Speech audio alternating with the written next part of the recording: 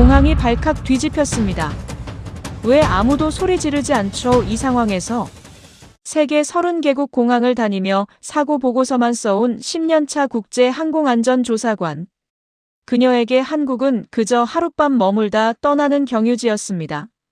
친절은 위험이고 질서는 규정으로만 유지된다고 믿던 사람. 그런데 인천공항에서 단 5초. 그 또렷한 한 장면이 그녀 자신도 설명할 수 없는 불안과 초조함으로 바뀝니다. 대체 한국은 뭐가 다른 거지? 의심으로 시작된 기록은 곧 분노, 반성, 그리고 눈물로 이어집니다. 과연 이 5초의 장면은 한 전문가의 기준을 어디까지 뒤흔들어 놓았을까요? 바로 이야기를 시작합니다. 지금 어디에서 듣고 계신지 댓글과 좋아요, 구독, 알림 설정으로 이 아름다운 여정을 함께 해주신다면 한국의 기상을 더 널리 전하는데 큰 힘이 됩니다. 저는 31살에 국제항공안전조사관이 되었습니다. 유럽항공안전청 소속이었죠. 7회 동안 3천여 건의 사고 보고서를 썼습니다. 터빈 파손, 버드 스트라이크, 화재, 충돌, 추락. 공항에서 일어나는 모든 사고를 분석했어요. 데이터를 보고 원인을 찾고 재발 방지 대책을 세웠습니다. 감정은 일찍 버렸어요. 감정은 판단을 흐리니까요. 동료들은 제게 아이스맨이라는 별명을 붙였습니다. 사고 현장에서도 표정이 변하지 않는다고요. 저는 그게 자랑스러웠어요. 안전조사관은 감정으로 일하면 안 되니까요. 규정과 데이터, 그것만이 진실입니다. 저는 그렇게 배웠어요. 그해 4월이었습니다. 본부에서 급한 지시가 내려왔어요. 아시아 태평양 지역 주요 공항 안전평가 프로젝트였죠. 싱가포르, 도쿄, 홍콩, 인천. 4곳을 한 달 안에 돌아야 했습니다. 저는 3번째 공항인 홍콩까지 담당이었어요. 평범한 업무 일정이라고 생각했습니다. 그런데 팀 배치가 이상했어요. 선임 조사관이 마크 윌슨이었거든요. 마크는 50대 후반의 베테랑이었습니다. 30년 경력의 국제기준 제정에도 참여했던 사람이죠. 하지만 동료들 사이에서 평판은 최악이었어요. 오만하고 독선적이고 특히 비서구권 국가들을 노골적으로 깔보는 사람이었습니다. 브리핑 자리에서 마크가 말했습니다. 인천은 내가 직접 가겠다고요. 저는 놀랐어요. 홍콩까지만 함께하기로 했는데 갑자기 인천까지 동행한다는 거였죠. 무슨 이유냐고 물었습니다. 마크가 비웃듯 대답했어요. 한국은 특별히 봐야 할 곳이라고요.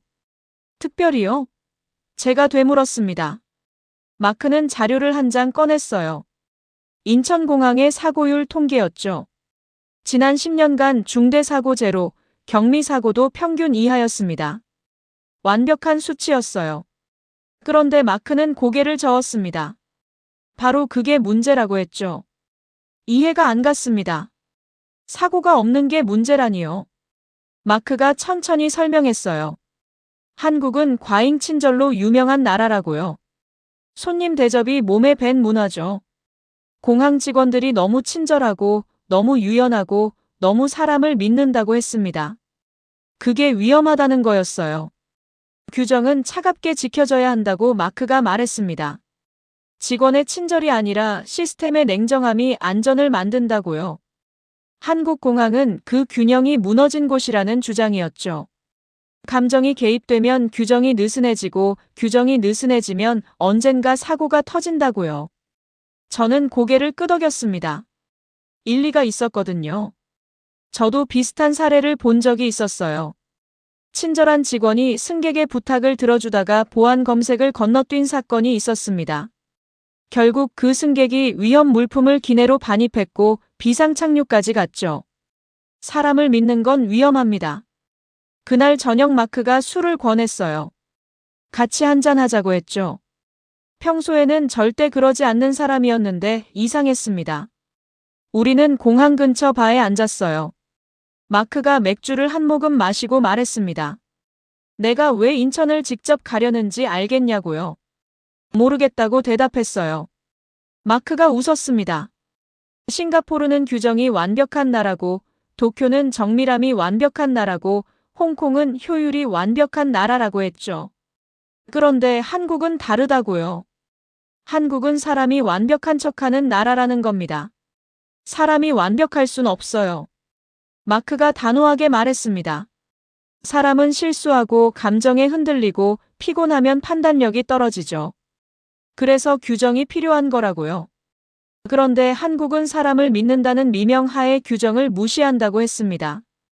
그게 위험하다고요. 저는 또 고개를 끄덕였어요. 맞는 말이었으니까요. 안전은 사람을 믿지 않는 데서 시작됩니다. 저는 7년간 그렇게 배웠어요. 수백 건의 사고가 그걸 증명했죠. 사람의 선의는 중요하지 않습니다. 시스템이 전부예요. 마크가 다시 말했습니다. 이번 조사에서 한국의 문제를 확실히 짚어낼 거라고요. 과잉 친절이 어떻게 안전을 위협하는지 데이터로 보여줄 거라고 했죠. 그리고 국제 기준을 더 엄격하게 만들 거라고요. 저는 괜찮은 계획이라고 생각했습니다. 일주일 뒤 우리는 인천행 비행기에 올랐습니다. 11시간 비행이었어요. 마크는 내내 자료를 정리했습니다. 한국공항의 역사, 사고 기록, 안전 매뉴얼, 직원 교육 프로그램까지 모든 걸 준비했죠. 저는 그 모습을 보면서 생각했어요. 역시 베테랑이라고요. 철저하고 냉정하다고요.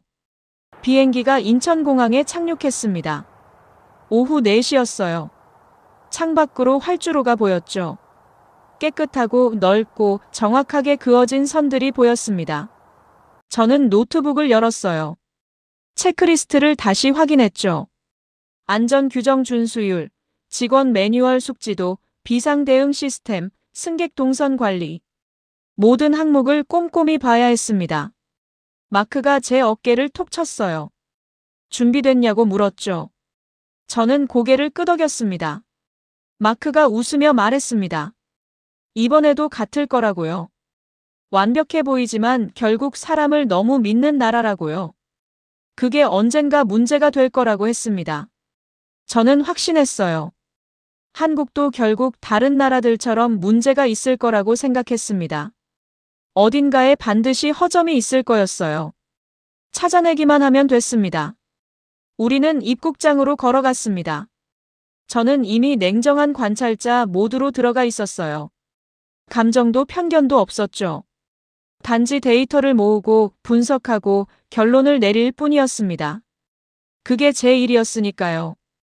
입국장에 들어서는 순간 놀랐습니다. 바닥이 너무 깨끗했거든요. 저는 7년간 전 세계 공항을 다녔어요. 런던, 파리, 프랑크푸르트, 암스테르담. 유럽의 주요 공항들은 다 가봤죠. 그런데 이 정도는 처음이었습니다.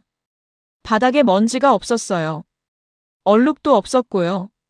형광등 불빛이 바닥에 반사될 정도였습니다. 마크가 제 표정을 봤어요. 놀라지 말라고 했죠. 한국은 거치장을 잘하는 나라라고요. 보이는 것만 완벽하게 만든다고 했습니다. 저는 고개를 끄덕였어요. 하지만 솔직히 인상적이었습니다. 이 정도 청결도를 유지하려면 엄청난 노력이 필요하거든요. 입국 심사대로 걸어갔습니다. 동선이 명확했어요. 표지판이 적절한 위치에 있었고 줄이 자연스럽게 형성됐죠. 사람들이 조용히 기다리고 있었습니다. 소란스럽지 않았어요. 밀어붙이는 사람도 없었고요. 입국 심사관이 여권을 받았습니다. 20대 후반으로 보이는 여성이었어요. 유니폼이 깔끔했고 자세가 반듯했죠. 방문 목적이 뭐냐고 영어로 물었습니다. 발음이 명확했어요. 저는 업무 출장이라고 대답했습니다.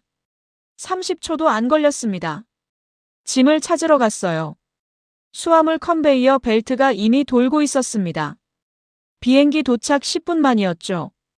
보통은 20분에서 30분 걸리는데 빨랐어요. 제 캐리어가 나왔습니다. 손잡이도 멀쩡했고 바퀴도 정상이었죠. 유럽 공항에서는 가끔 파손된 채로 나오는데 여기는 아니었습니다. 세관을 통과했어요. 출구로 나가는데 한국어 안내방송이 들렸습니다. 그리고 바로 영어, 중국어, 일본어 순서로 이어졌죠. 마크가 비웃었어요. 쇼는 잘한다고요. 다국어 서비스가 뭐 대단한 거냐고 했습니다.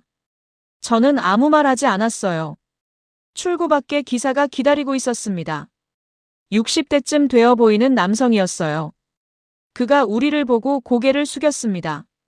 환영합니다. 제가 호텔까지 모셔다 드리겠습니다. 발음은 서툴렀지만 정확했어요. 기사가 미소를 지었습니다. 공항을 빠져나가는데 표지판이 눈에 들어왔어요. 한글, 영어, 중국어, 일본어가 함께 적혀 있었죠. 글자 크기가 적절했고 색상 대비가 명확했습니다. 저는 사진을 찍었어요. 보고서에 쓸 자료였죠. 마크가 물었습니다. 뭐 특별한 거라도 있냐고요? 저는 고개를 저었습니다. 호텔로 가는 길이었어요. 기사가 말을 걸었습니다. 한국은 처음이냐고 물었죠. 저는 그렇다고 대답했어요. 그가 웃으며 말했습니다. 좋은 나라라고요. 안전하고 깨끗하고 사람들이 친절하다고 했죠. 저는 예의상 고맙다고 대답했습니다. 마크가 한숨을 쉬었어요. 저를 보며 속삭였죠. 저것 봐라, 자화자찬이라고요. 한국 사람들은 다 저렇다고 했습니다. 자기 나라가 최고라고 믿는다고요. 저는 대꾸하지 않았어요. 하지만 마크 말이 틀린 건 아니었습니다. 약간 과하다는 생각이 들었거든요. 호텔에 도착했습니다. 저는 바로 노트북을 켰습니다. 오늘 본 것들을 정리해야 했죠. 청결도, 동선 설계, 직원 응대, 다국어 서비스. 모두 우수했어요. 하지만 뭔가 이상했어요. 너무 완벽했거든요. 저는 7년간 완벽한 공항을 본 적이 없었어요. 어디든 문제가 있었죠. 청결도가 떨어지거나, 동선이 복잡하거나, 직원이 불친절하거나. 그런데 인천은 달랐습니다. 저는 보고서를 열었어요. 첫 문장을 적었습니다. 인천공항은 표면적으로 우수한 운영 시스템을 보유하고 있다. 그리고 멈췄죠. 다음 문장이 나오지 않았어요. 뭐라고 써야 할지 몰랐습니다. 문제점을 찾아야 하는데 아직 보이지 않았거든요. 마크에게서 메시지가 왔어요. 내일 오전 8시에 공항으로 간다고 했죠. 본격적인 조사를 시작한다고요. 노트북을 닫고 침대에 누웠어요. 천장을 보며 생각했죠. 과연 이 공항에 문제가 있을까? 저는 확신이 서지 않았습니다. 마크는 분명히 문제를 찾을 거라고 했어요. 과잉 친절이 위험하다고 했죠. 하지만 오늘 본 건 과잉 친절이 아니었습니다. 그냥 친절이었어요. 적절하고 전문적이고 효율적인 친절이었죠. 잠이 오지 않았습니다. 저는 다시 일어나 기록장을 펼쳤어요. 과잉 친절이라고 적었습니다. 그리고 물음표를 붙였죠. 정말 과잉일까? 아니면 그냥 친절한 걸까? 저는 답을 알 수 없었어요. 묘한 찜찜함이 남았습니다. 다음 날 아침 7시에 일어났습니다. 로비에서 마크를 만났죠. 그는 이미 커피를 마시고 있었습니다. 우리는 택시를 타고 공항으로 향했죠. 오전 8시에 인천공항에 도착했습니다. 사람들이 많았죠. 출국장으로 가는 승객들, 입국하는 여행객들, 공항 직원들. 모두가 바쁘게 움직이고 있었습니다. 저는 관찰 모드로 전환했어요. 모든 걸 봐야 했죠. 마크가 체크리스트를 꺼냈습니다. 오늘은 청소 시스템을 중점적으로 본다고 했어요. 청소 인력 배치, 작업 시간, 장비 상태, 청결도 유지 방식. 모든 걸 확인한다고 했죠. 저는 카메라를 준비했습니다. 증거 자료가 필요했거든요. 첫 번째 구역은 출국장 입구였습니다. 사람들이 캐리어를 끌고 들어오는 곳이었죠. 바닥이 깨끗했어요. 어젯밤에 본 것처럼 먼지 하나 없었습니다. 저는 시계를 봤어요. 오전 8시 10분이었죠. 출근 시간대인데도 이 상태를 유지한다는 게 신기했습니다. 그때 청소 직원을 봤어요. 50대쯤 되어 보이는 여성이었습니다. 파란색 유니폼을 입고 있었죠. 그녀가 걸레로 바닥을 닦고 있었어요. 동작이 빨랐습니다. 하지만 꼼꼼했죠. 구석구석 놓치지 않았어요. 승객 한 명이 지나갔습니다. 30대 남성이었어요. 캐리어를 끌고 가다가 청소 아주머니를 봤죠. 그리고 멈췄습니다. 고개를 숙여 인사했어요. 청소 아주머니도 고개를 숙였습니다. 짧은 인사였죠. 5초도 안 걸렸어요. 저는 그 장면을 멍하니 봤습니다. 이상했거든요. 유럽에서는 본 적 없는 광경이었어요. 승객이 청소 직원에게 인사하는 건 드문 일이었죠. 보통은 못 본 척 지나가거든요. 청소 직원도 승객을 의식하지 않고요. 그게 정상이었습니다. 마크가 코웃음을 쳤어요. 쇼라고 했죠. 우리가 보고 있으니까 저러는 거라고요. 원래는 안 그런다고 했습니다. 저는 아무 말 하지 않았어요. 하지만 이상했어요. 저 남자는 우리를 못 봤거든요. 우리는 3m 떨어진 기둥 뒤에 있었으니까요. 두 번째 승객이 지나갔습니다. 이번엔 20대 여성이었어요. 그녀도 똑같이 했습니다. 청소 아주머니를 보고 고개를 숙였죠. 짧은 인사였어요. 청소 아주머니가 미소를 지으며 답례했습니다. 다시 5초도 안 걸렸어요. 마크가 기록장에 뭔가 적었습니다. 저는 궁금해서 물었어요. 뭐라고 쓰냐고요? 마크가 보여줬죠. 불필요한 감정 소모. 업무 효율 저하 가능성. 저는 눈살을 찌푸렸어요. 그게 무슨 뜻이냐고 물었습니다. 마크가 차갑게 대답했어요. 저런 게 문제라고요. 인사는 규정에 없다고 했죠. 청소 직원은 청소만 하면 됩니다. 승객과 교감할 필요가 없어요. 오히려 그게 업무에 방해가 된다고 했습니다. 저는 반박하고 싶었어요. 하지만 말이 나오지 않았죠. 사실 마크 말이 틀리지 않았거든요. 안전 매뉴얼에는 감정 교류가 없습니다. 직원은 정해진 업무만 수행하면 돼요. 그게 효율적이고 그게 안전하죠. 저도 그렇게 배웠습니다. 세 번째 승객이 지나갔어요. 50대 남성이었습니다. 이번에도 똑같았죠. 고개를 숙이고 인사하고 지나갔습니다. 청소 아주머니가 답례했어요. 표정이 따뜻했습니다. 저는 카메라를 들었어요. 이 장면을 찍어야 했죠. 마크가 제 팔을 잡았습니다. 찍지 말라고 했어요. 저는 놀라 물었죠. 왜냐고요? 마크가 말했습니다. 이건 증거가 안 된다고요. 오히려 우리가 편견이 있다는 걸 보여줄 뿐이라고 했죠. 저는 카메라를 내렸습니다. 하지만 불쾌했어요. 설명할 수 없는 기분이었죠. 마크가 틀렸다는 생각이 들었습니다. 저 인사가 왜 문제인지 이해가 안 갔어요. 규정에 없다고 해서 나쁜 건 아니잖아요. 오히려 좋은 거 아닌가요? 저는 제 생각에 놀랐습니다. 뭐가 좋다는 거죠? 저는 데이터주의자예요. 감정은 중요하지 않다고 믿는 사람이죠. 그런데 지금 감정으로 판단하고 있었습니다. 이상했어요. 네 번째 승객이 왔습니다. 70대쯤 되어 보이는 할머니였어요. 캐리어를 힘들게 끌고 있었죠. 청소 아주머니가 봤습니다. 그리고 일을 멈췄어요. 다가가서 물었죠. 도와드릴까요? 할머니가 고개를 저었습니다. 하지만 청소 아주머니는 기다렸어요. 할머니가 지나갈 때까지 지켜봤죠. 할머니가 무사히 지나가자 그제야 다시 청소를 시작했습니다. 마크가 다시 기록했습니다. 저는 보지 않아도 알았어요. 뭐라고 썼는지요? 업무 중단, 규정 이탈, 이라고 썼겠죠. 화가 났어요. 왜 화가 나는지 몰랐지만 확실히 화가 났습니다. 마크가 저를 봤어요. 뭔가 할 말이 있냐고 물었죠. 저는 고개를 저었습니다. 마크가 말했습니다.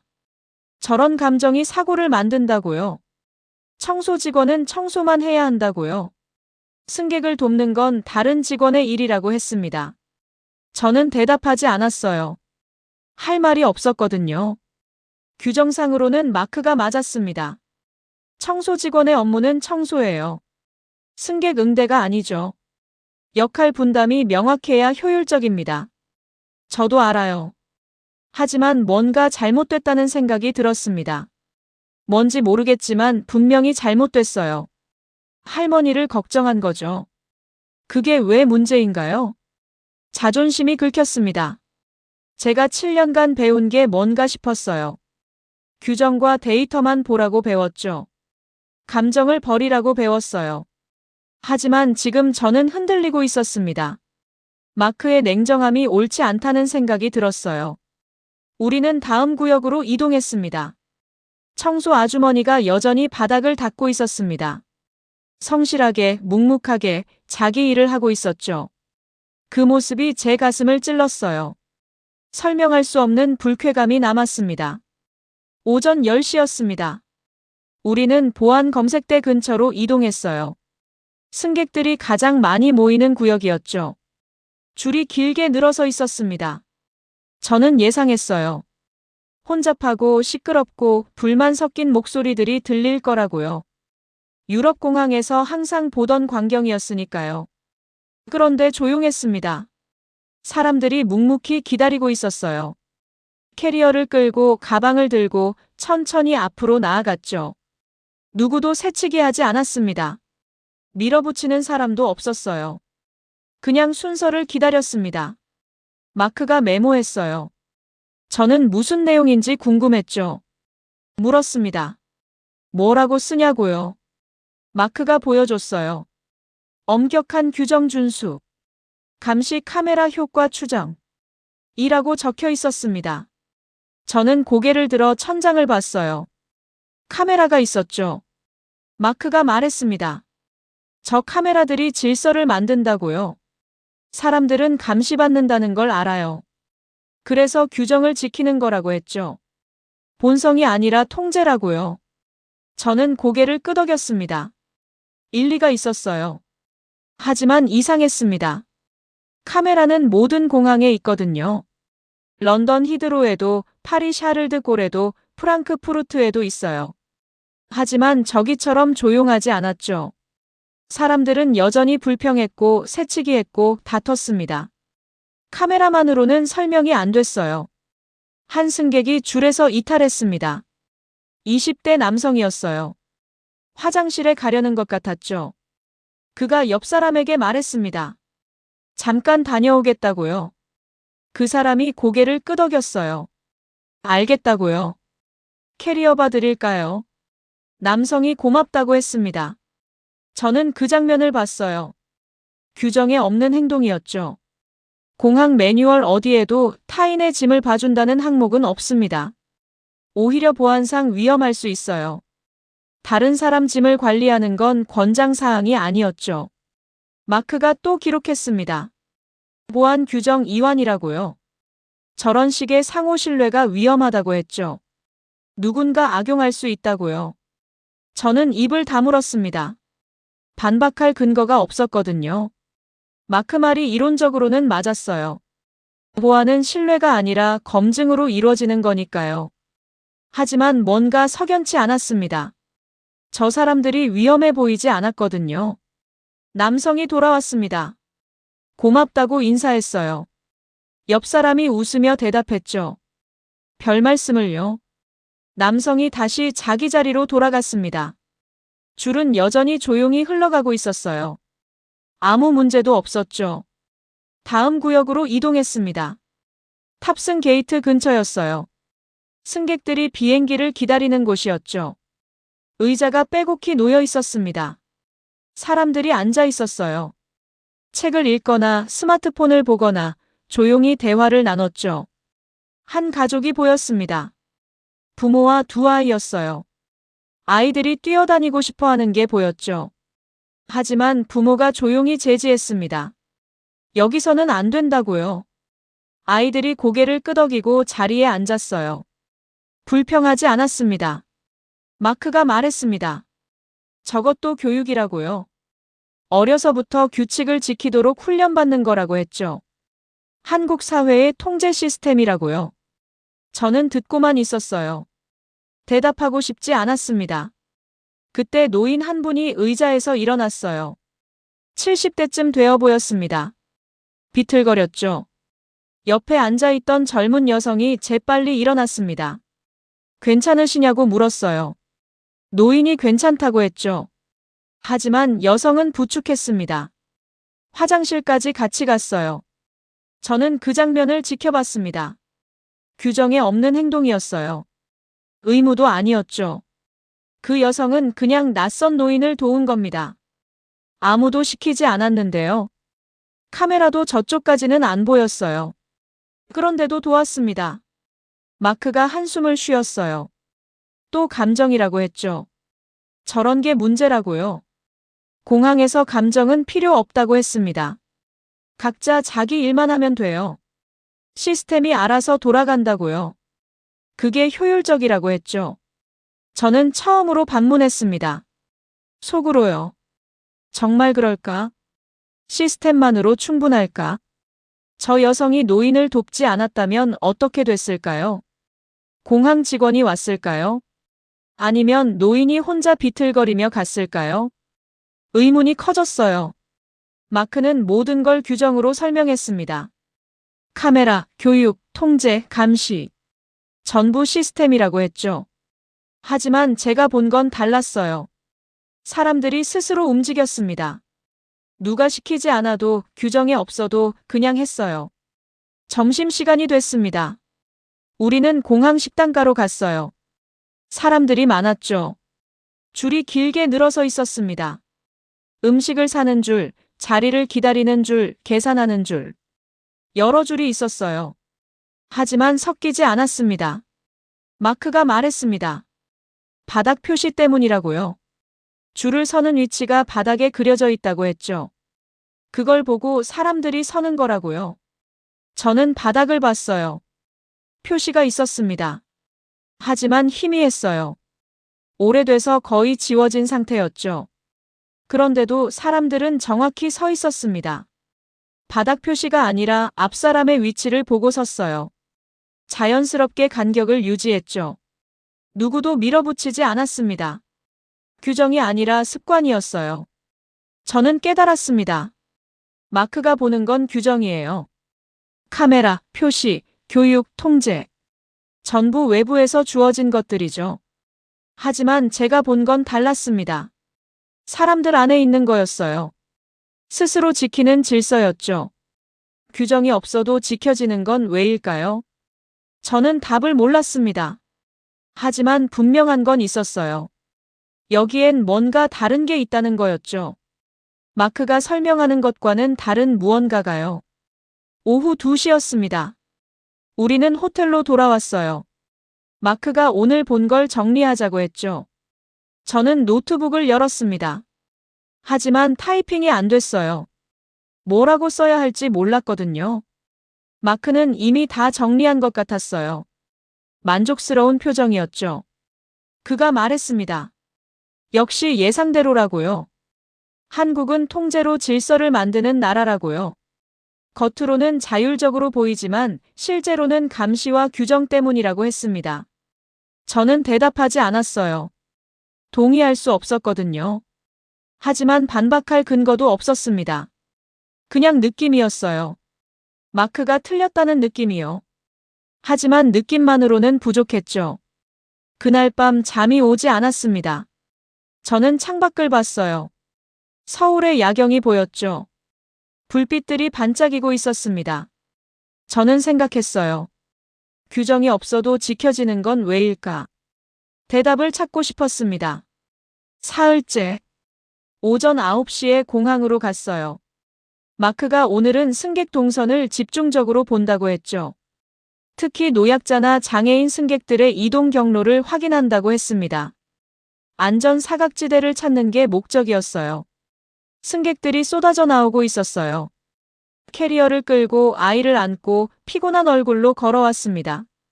저는 카메라를 준비했어요. 한 노인이 보였습니다. 80대쯤 되어 보였어요. 휠체어를 타고 있었죠. 공항 직원이 밀어주고 있었습니다. 20대 젊은 남성 직원이었어요. 천천히 조심스럽게 밀었죠. 노인이 뭔가 말했습니다. 직원이 고개를 숙이고 들었어요.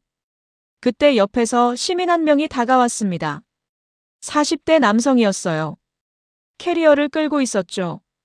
그가 직원에게 물었습니다. 도와드릴까요? 직원이 놀라봤어요. 괜찮다고 했죠.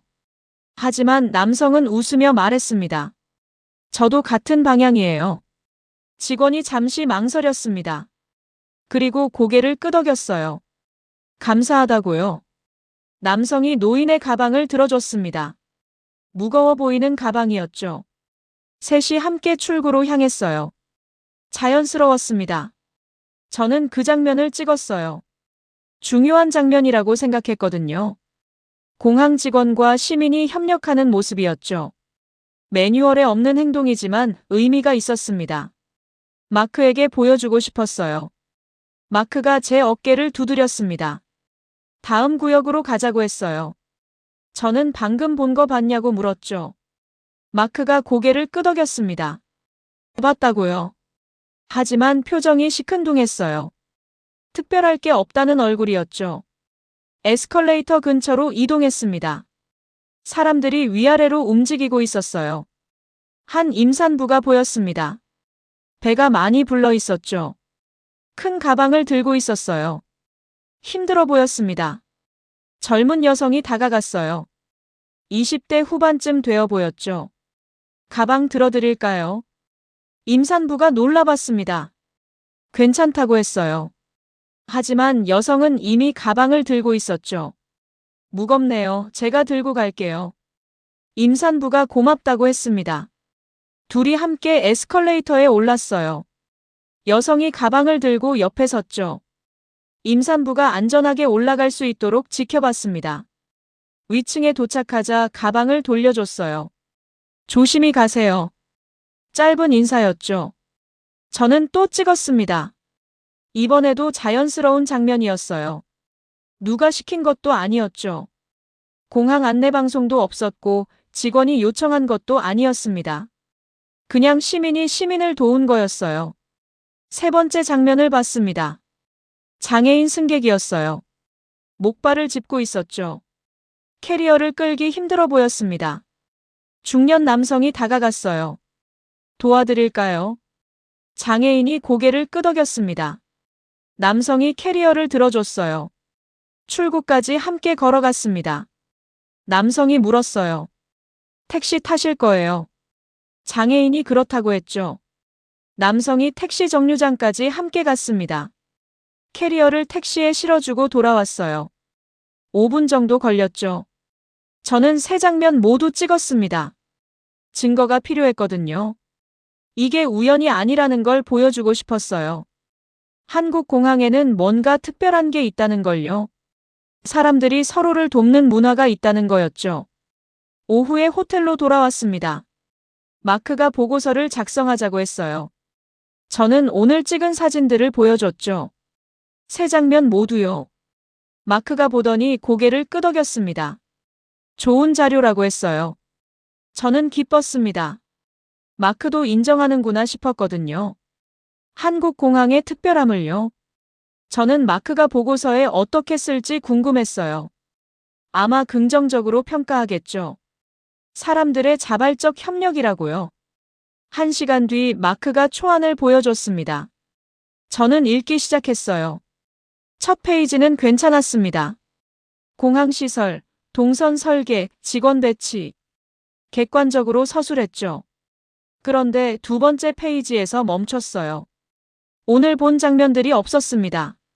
노인을 도운 시민, 임산부를 도운 여성, 장애인을 도운 남성. 세 장면 모두 빠져 있었어요. 사진도 없었죠. 저는 당황했습니다. 마크에게 물었어요. 왜 빠졌냐고요? 마크가 대답했습니다. 필요 없다고요.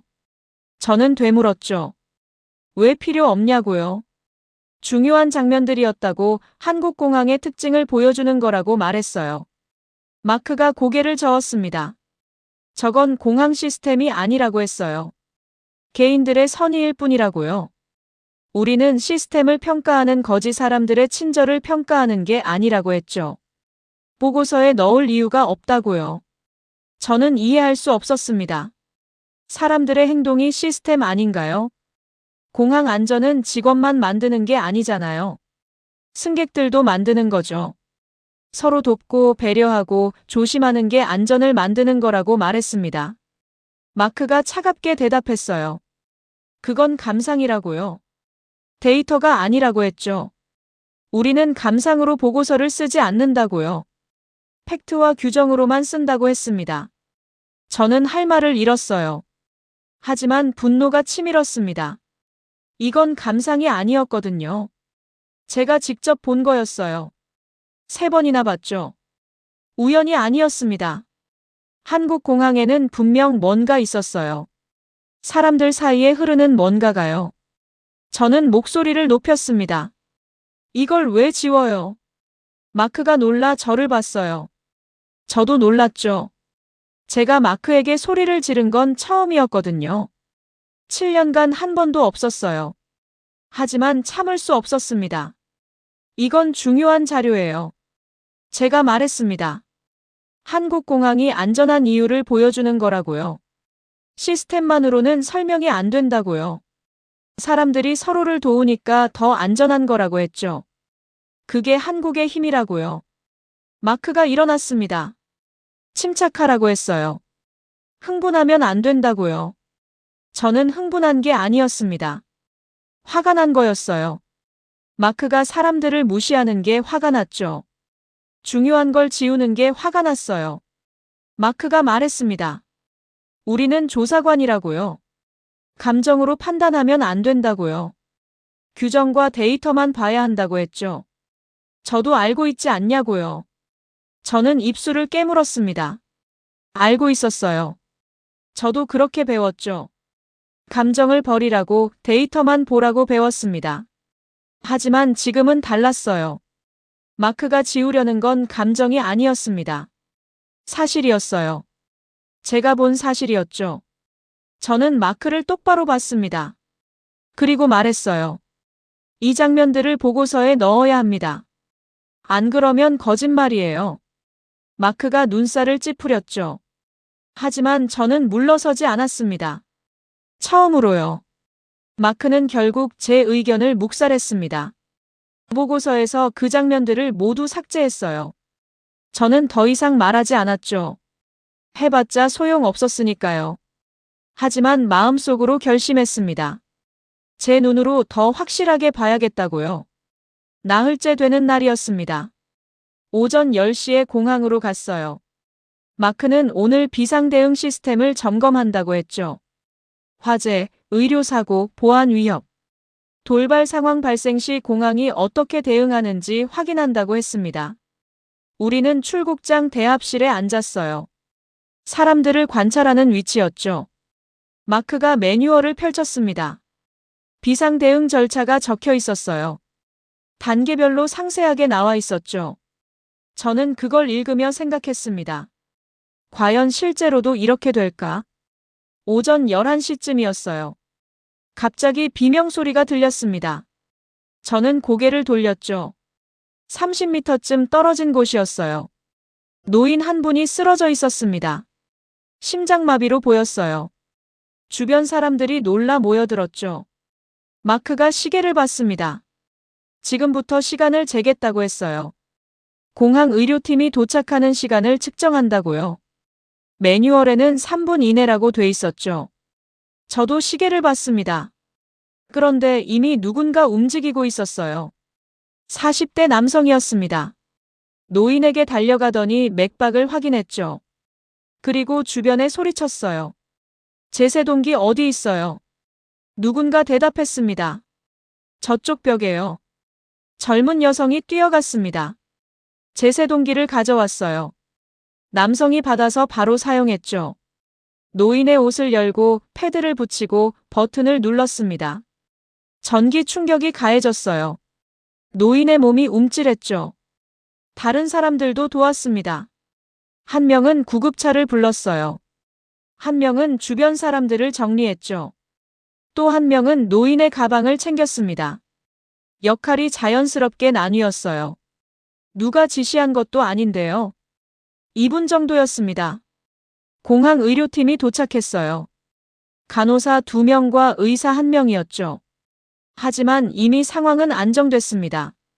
노인이 숨을 쉬고 있었거든요. 의사가 먼저 조치한 남성에게 물었어요. 의료인이냐고요? 남성이 고개를 저었습니다.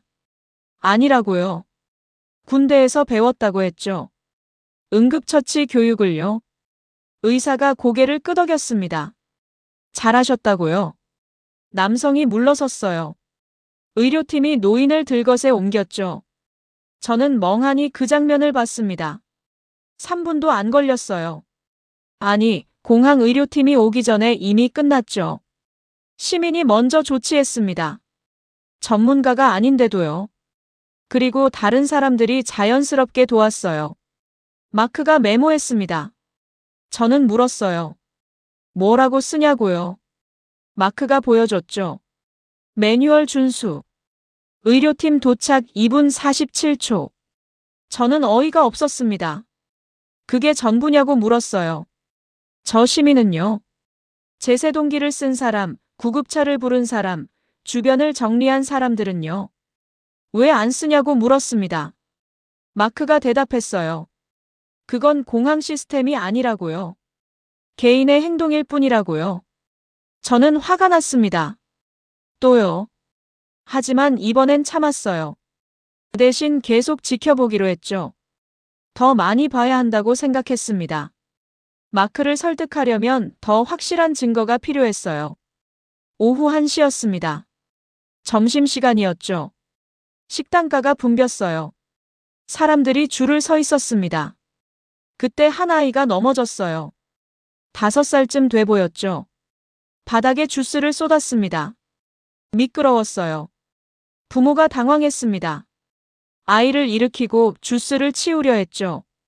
하지만 휴지가 없었어요. 그때 옆 테이블 사람이 휴지를 건넸습니다.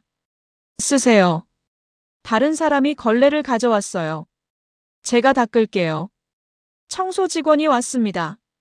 하지만 이미 바닥은 깨끗했어요.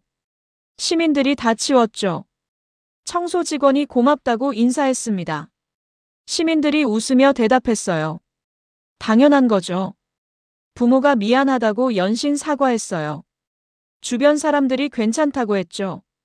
아이들은 다 그렇다고요. 걱정하지 말라고요. 부모의 얼굴이 펴졌습니다. 아이를 데리고 자리로 돌아갔어요.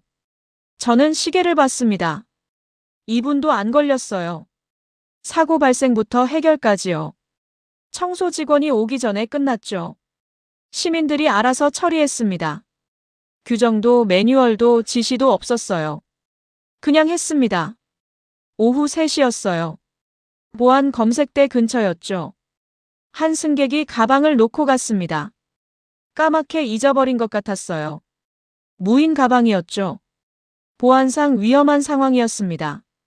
보안 요원이 발견하기 전에 시민이 먼저 봤어요. 50대 남성이었습니다. 주변을 둘러봤죠. 누구 거냐고 물었어요. 아무도 대답하지 않았습니다. 그가 보안 요원을 불렀어요. 보안 요원이 왔습니다. 가방을 확인했죠.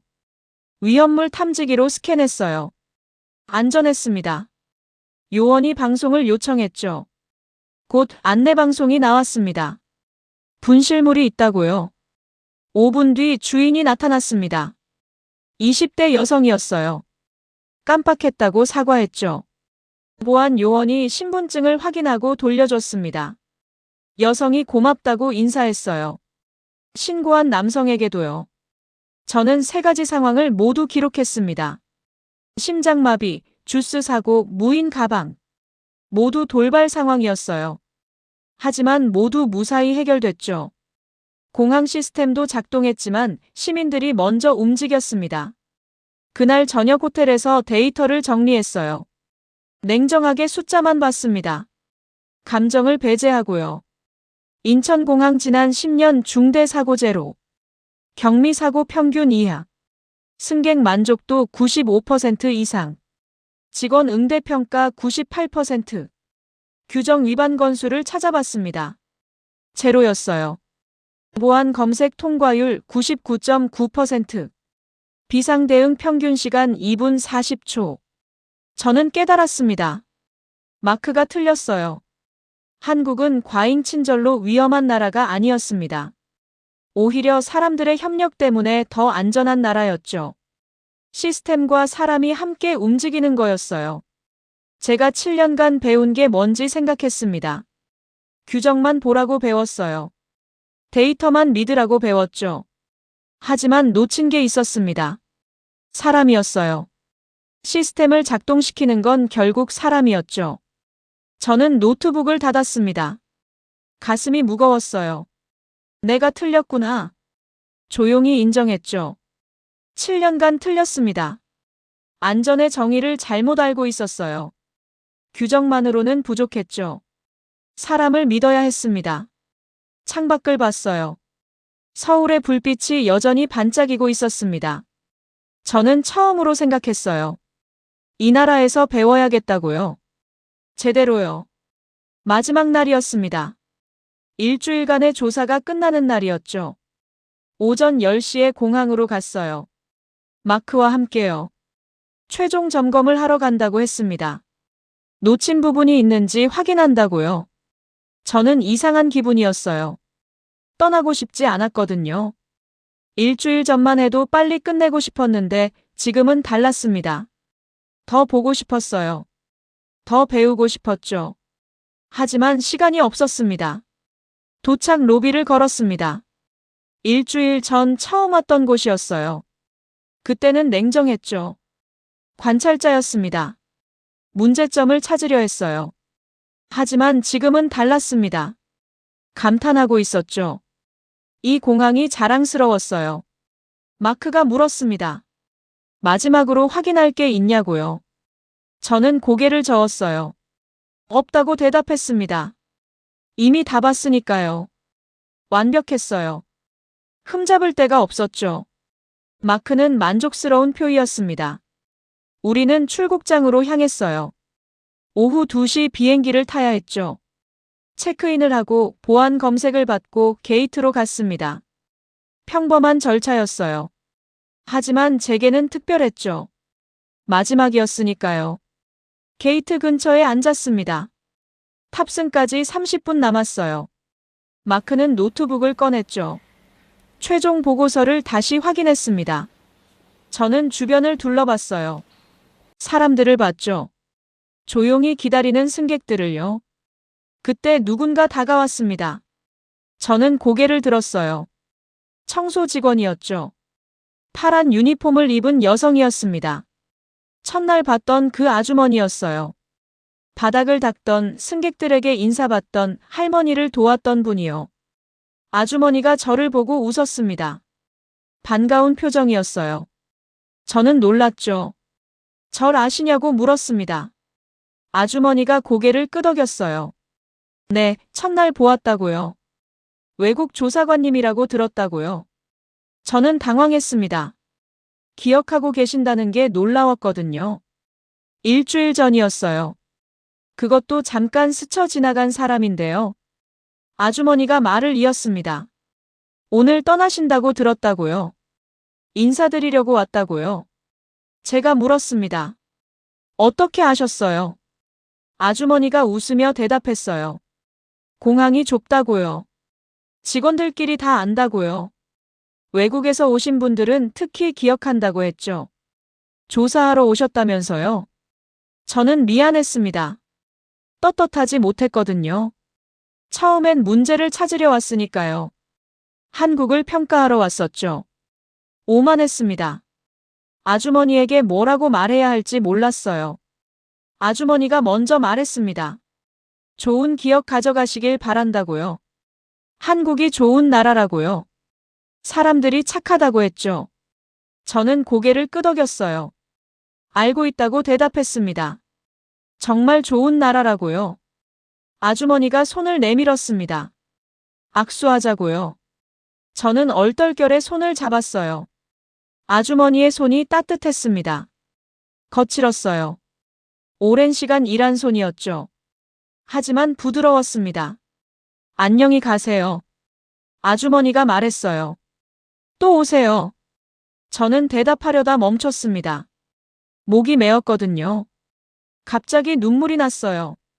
이상했죠. 저는 7년간 울지 않았거든요. 사고 현장에서도 장례식에서도 울지 않았어요. 하지만 지금 울고 있었습니다. 청소 아주머니 앞에서요. 이유를 알 수 없었어요. 왜 우는지 몰랐죠. 그냥 눈물이 났습니다. 멈출 수가 없었어요. 아주머니가 놀랐습니다. 괜찮으시냐고 물었어요.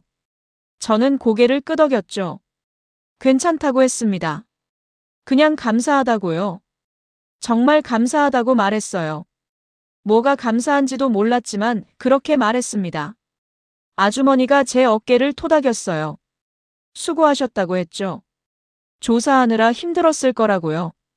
저는 고개를 저었습니다.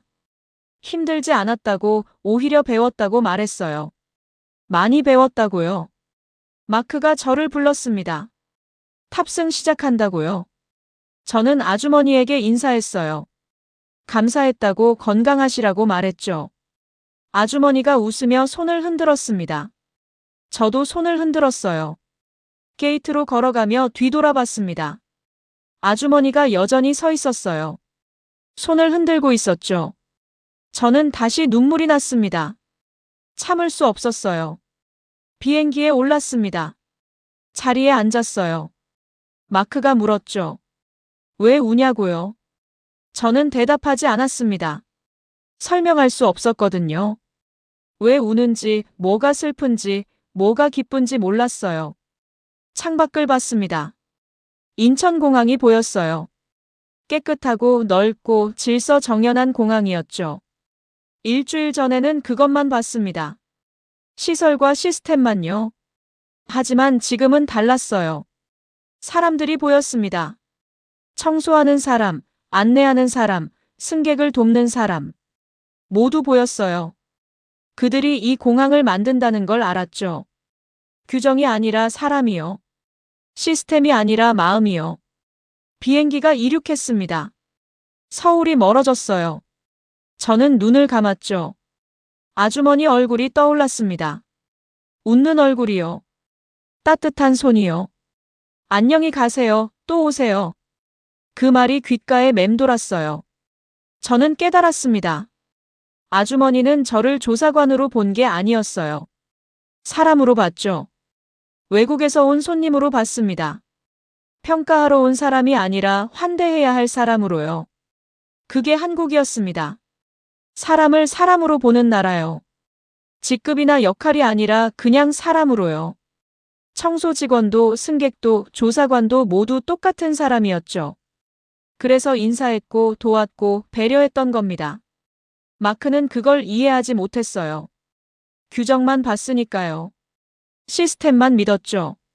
하지만 저는 이제 알았습니다. 진짜 안전은 규정에서 오지 않아요. 사람에게서 옵니다.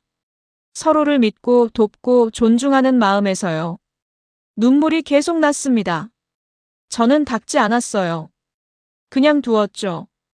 부끄럽지 않았습니다. 이건 약함이 아니었거든요. 깨달음이었어요. 7년 만의 깨달음이었죠. 11시간을 날아갔습니다. 유럽에 도착했어요. 공항에 내렸죠. 익숙한 공항이었죠. 하지만 낯설었습니다. 바닥이 더러웠어요. 사람들이 시끄러웠죠. 직원들이 무표정했습니다. 아무도 인사하지 않았어요. 아무도 돕지 않았죠. 각자 바빴습니다. 저는 멈춰섰습니다. 이상했어요. 일주일 전까지는 이게 정상이었거든요. 그런데 지금은 이상했습니다. 뭔가 빠진 것 같았어요. 뭔가 없었죠. 사람이 없었습니다. 시스템은 있었지만 마음이 없었어요. 규정은 있었지만 배려가 없었죠. 저는 그제야 확신했습니다. 한국이 특별하다는 걸요. 정말로요. 집에 도착했습니다. 저는 바로 노트북을 켰어요. 새로운 보고서를 쓰기 시작했죠. 마크의 보고서가 아니라 제 보고서요. 진실을 쓰기로 했습니다. 한 달이 지났습니다. 저는 새로운 보고서를 완성했어요. 마크의 보고서와는 완전히 달랐죠. 제목부터 달랐습니다. 인천공항의 안전문화 시스템을 넘어선 신뢰의 힘이었어요. 본부에 제출했습니다. 반응은 즉각적이었죠. 국장이 저를 불렀어요. 사흘 뒤 유럽항공안전청 본부 회의실에 섰습니다. 20명이 넘는 고위 조사관들 앞이었죠. 마크도 있었어요. 발표를 시작했습니다. 데이터를 보여줬어요. 인천공항 10년간 중대사고 제로, 경미사고 최저 수준, 승객 만족도 95% 이상. 숫자는 명확했죠. 하지만 숫자만으로는 설명이 안 됐습니다. 영상을 틀었어요. 제가 몰래 찍었던 장면들이었죠. 청소 아주머니에게 인사하는 승객들, 노인을 돕는 시민, 임산부를 배려하는 사람들, 심장마비 환자를 살린 남성. 모든 장면을 보여줬습니다. 회의실이 조용해졌어요. 모두가 화면을 봤죠. 저는 말했습니다. 이게 한국공항의 비밀이라고요. 규정이 아니라 문화라고요. 사람들이 서로를 믿고 돕고 배려하는 문화가 안전을 만든다고 했습니다. 마크가 손을 들었습니다. 반박하려는 것 같았어요. 하지만 국장이 제지했죠. 계속하라고 했습니다. 저는 이어갔어요. 우리가 배워야 한다고 말했습니다. 한국에서요. 유럽 공항들의 문제를 지적했습니다. 과도한 규정, 경직된 시스템, 직원과 승객 간의 거리. 모든 게 효율을 위한 거였죠. 하지만 안전을 위한 건 아니었어요. 진짜 안전은 신뢰에서 온다고 말했습니다. 발표가 끝났습니다. 침묵이 흘렀어요. 저는 긴장했습니다. 받아들여질지 몰랐거든요. 제 보고서는 기존 매뉴얼을 정면으로 반박하는 내용이었으니까요. 국장이 입을 열었습니다. 훌륭하다고 했어요. 저는 안도했죠. 국장이 말을 이었습니다. 이 보고서를 국제항공운송협회에 제출하겠다고요. 새로운 안전기준 제정을 위해서라고 했죠. 석 달 뒤였습니다. 제네바에서 국제회의가 열렸어요. 전 세계 항공안전 전문가들이 모였죠. 50여 개 국가에서 왔습니다. 저도 참석했어요. 발표자로요. 무대에 올랐습니다. 1000명이 넘는 사람들 앞이었어요. 떨렸죠. 하지만 할 수 있었습니다. 청소 아주머니가 떠올랐거든요. 그분의 따뜻한 손이요. 발표했습니다. 한국의 사례를요. 시스템과 사람이 조화를 이루는 공항을요.